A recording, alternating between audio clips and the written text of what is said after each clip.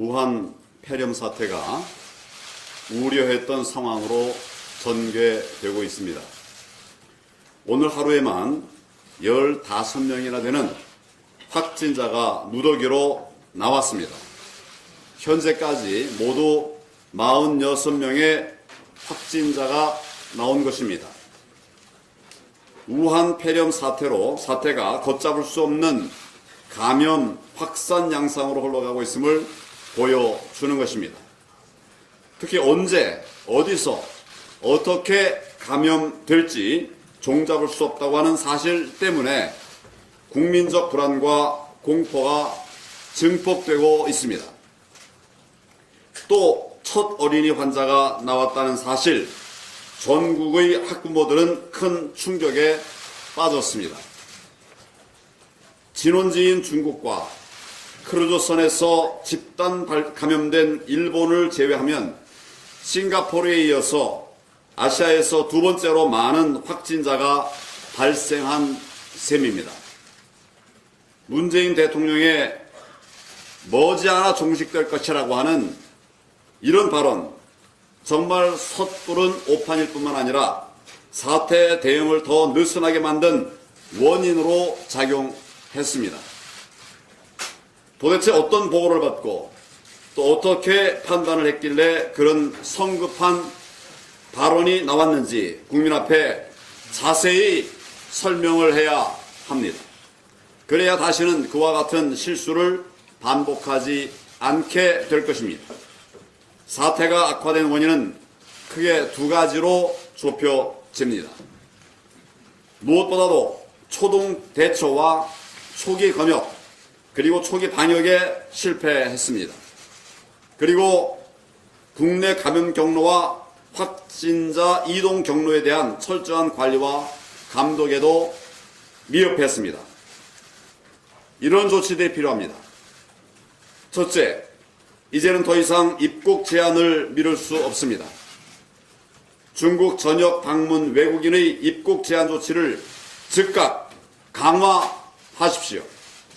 뿐만 아니라 지역사회 감염이 발생한 제3국으로부터의 입국도 강력히 제한해야 합니다. 둘째, 곧 학기가 시작되면 북한인 유학생 5만여 명이 입국하게 됩니다. 단순히 개별 대학 차원의 조치와 교육 당국만의 조치로서는 많이 부족합니다. 중국인 유학생 입국 여부에 대한 범정부 차원의 강력하고 확실한 대처가 필요합니다.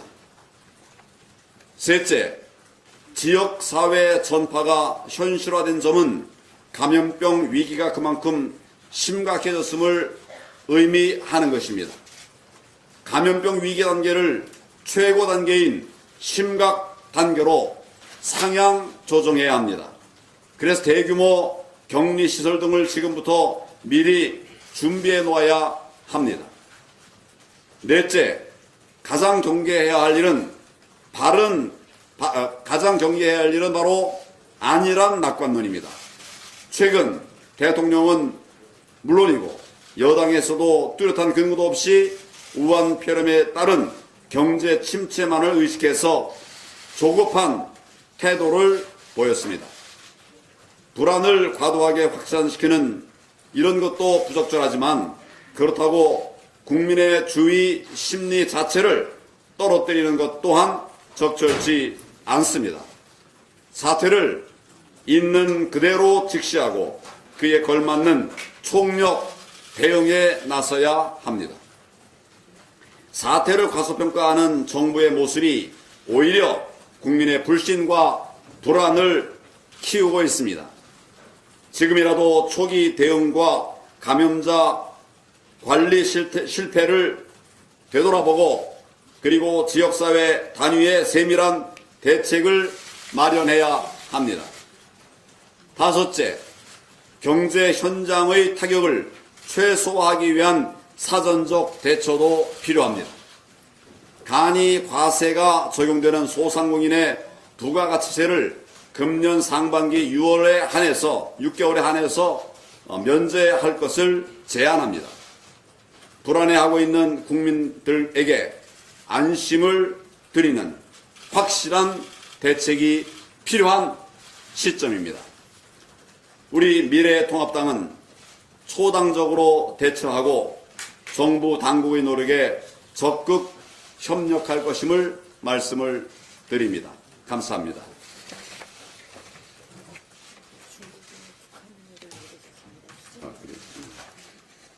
제가 말씀드린 부분 중에 곧 학기가 시작되면 이 부분부터 조금 보완할 부분이, 수정할 부분이 있습니다. 곧 학기가 시작되면 중국인 유학생 5만여 명이 입국합니다. 단순히 개별 대학 차원의 조치와 교육 당국만의 조치로는 부족합니다. 이 부분을 제가, 그 다음에 중국인 유학생, 이 부분을 제가 북한인으로 말씀드렸는데 급히 읽다가 잘못 읽었습니다. 이 부분은 중국인 유학생 입국 여부에 대한 정부 차원의 강력하고 확실한 대처가 필요하다.